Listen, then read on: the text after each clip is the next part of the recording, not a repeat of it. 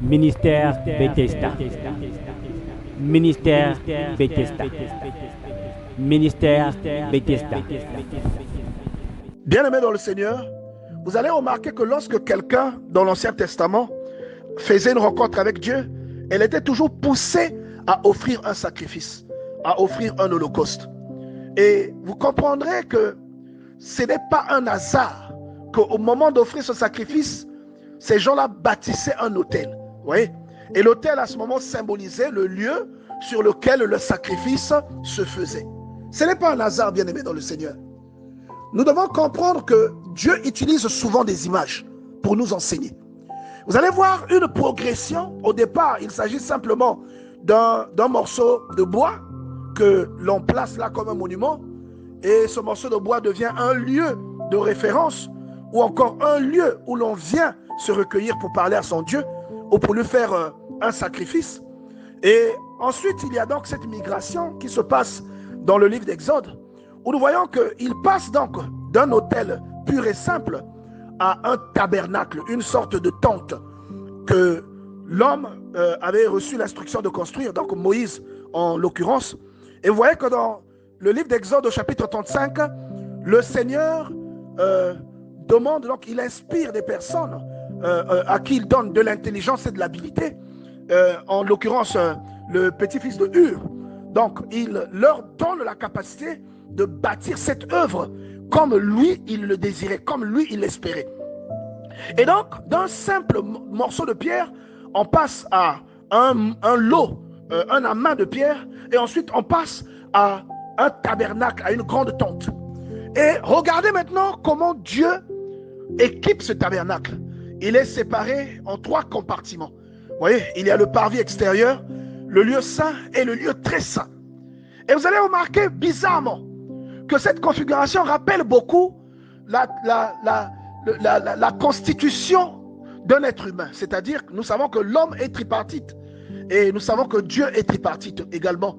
Et nous allons voir que dans l'homme, il y a donc un corps, il y a un esprit et il y a une âme.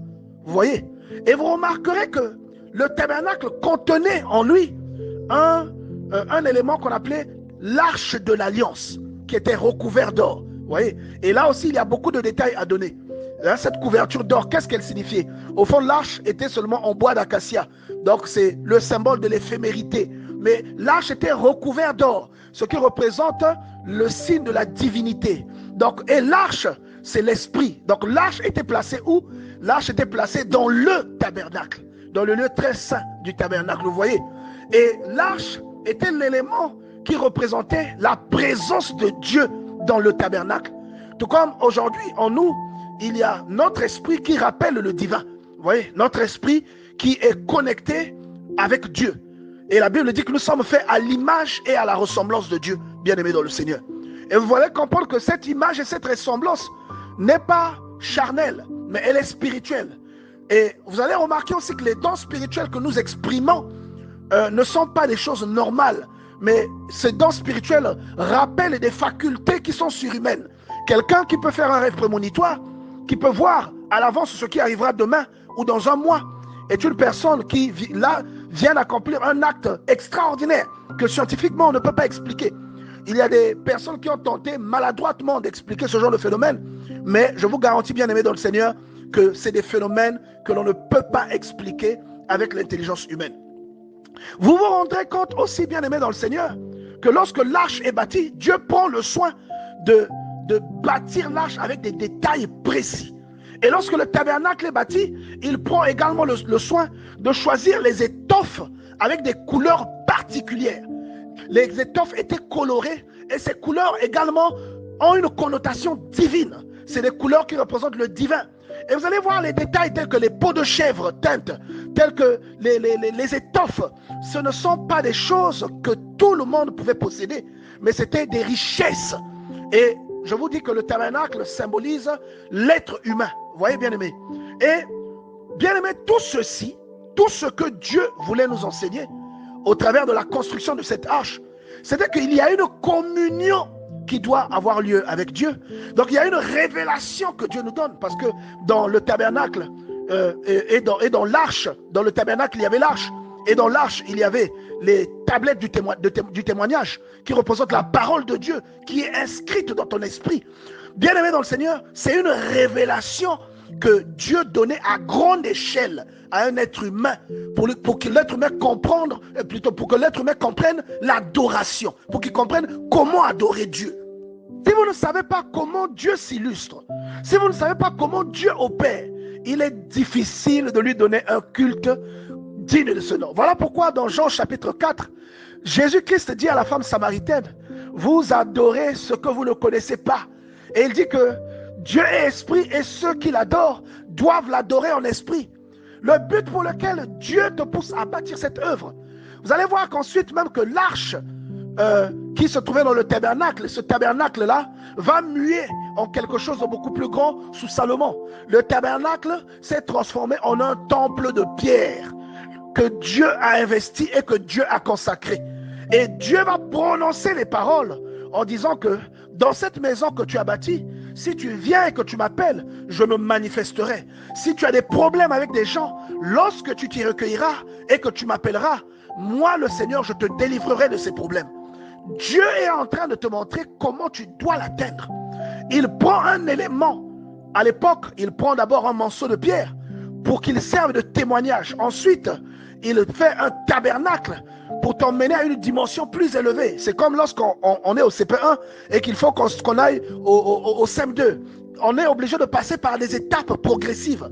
Et bien aimé dans le Seigneur, vous allez remarquer que plus on avançait, plus il grandissait dans ce que Dieu leur enseignait, plus le tabernacle changeait de forme. Vous voyez? Et le but ultime du tabernacle, c'était que l'être humain comprenne que Dieu n'est pas adoré ailleurs qu'à l'intérieur de lui-même. Vous voyez que la propreté et les sacrifices que l'on faisait dans les tabernacles, au fond, c'est l'image de ce qui doit se faire en toi.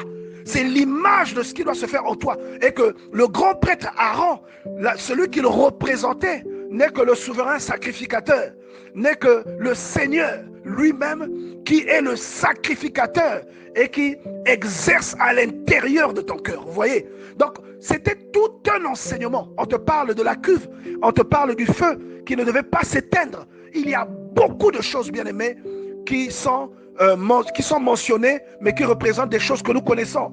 Seulement, quand nous lisons sans être assistés, il est difficile quelquefois de faire tous ces rapprochements. Vous voyez? Donc, bien aimé, toute cette œuvre que Dieu te demande de bâtir, toute cette œuvre aujourd'hui que nous nous efforçons de bâtir.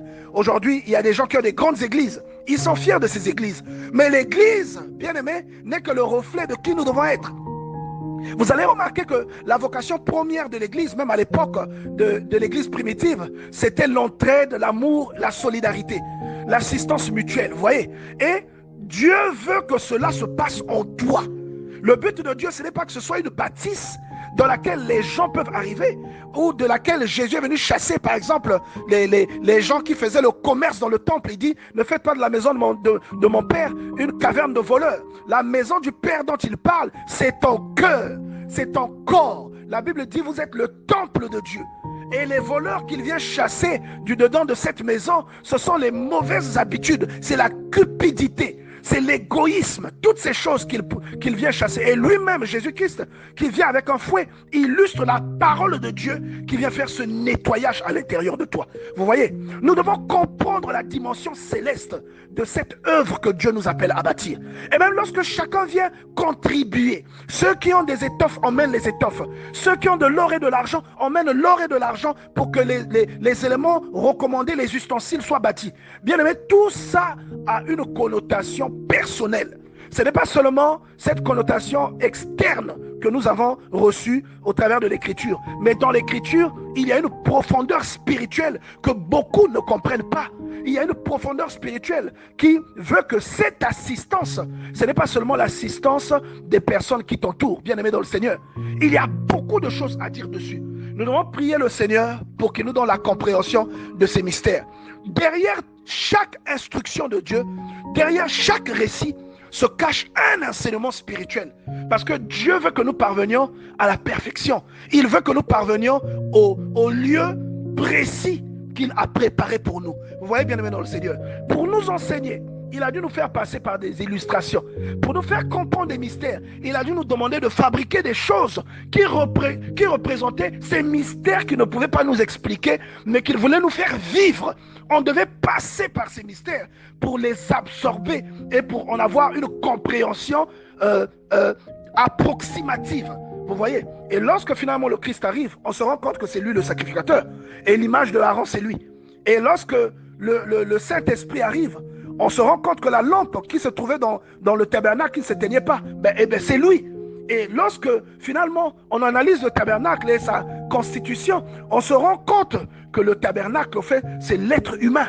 Vous voyez, bien aimé dans le Seigneur, que les tables de la loi, c'est la parole de Dieu que nous avons reçue aujourd'hui. Prions pour que Dieu nous ouvre les yeux. Prions pour que le Seigneur nous accompagne dans cette œuvre, que nous comprenions, que nous ayons la révélation. Même lorsqu'on on demande aux gens de participer avec leurs dons ou avec ce qu'ils ont, de participer avec leur intelligence, de participer avec leurs compétences. Souvent, les gens ne comprennent pas. Pour les gens, ce sont des motivations égoïstes. Ils associent ça à des motivations égoïstes. Ils ne comprennent pas le message qu'il y a derrière. C'est pourquoi nous devons prier pour la révélation, bien-aimés. Nous devons prier pour que Dieu nous révèle les choses qui sont cachées. Quand nous comprenons ce que nous faisons, bien-aimés, la diligence prend la place de la désobéissance. Ministère Bethesda. Ministère Bethesda. Ministère Bethesda.